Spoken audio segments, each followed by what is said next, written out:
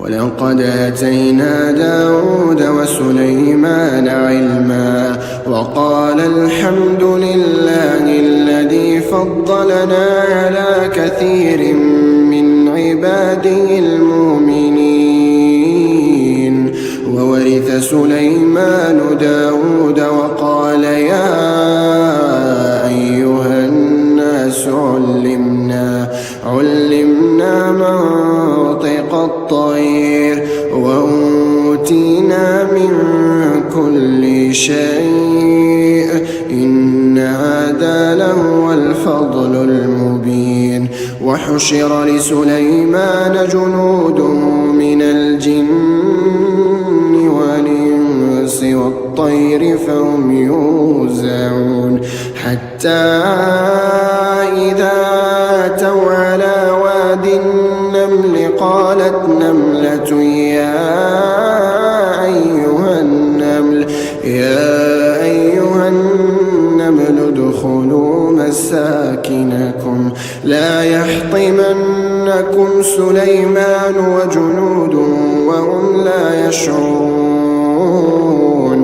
فتبسم ضاحكا من قولها وقال ربي أوزعني أن أشكر نعمتك التي أنعمت علي وعلى والدي وأن أعمل صالحا ترضاه وادخلني برحمتك في عبادك الصالحين.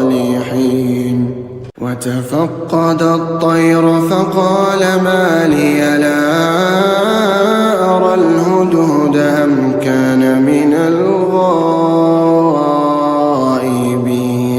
لأعذبنه عذابا شديدا أو لأذبحنه أو لياتيني بسلطان مبين.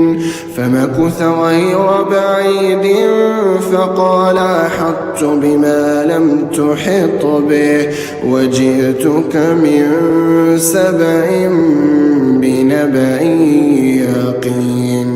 إني وجدت امرأة تملكهم وأوتيت من كل شيء ولها عرش عظيم.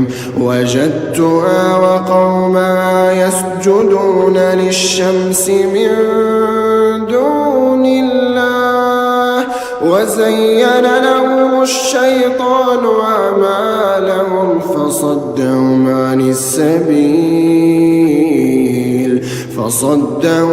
السبيل فهم لا يهتدون.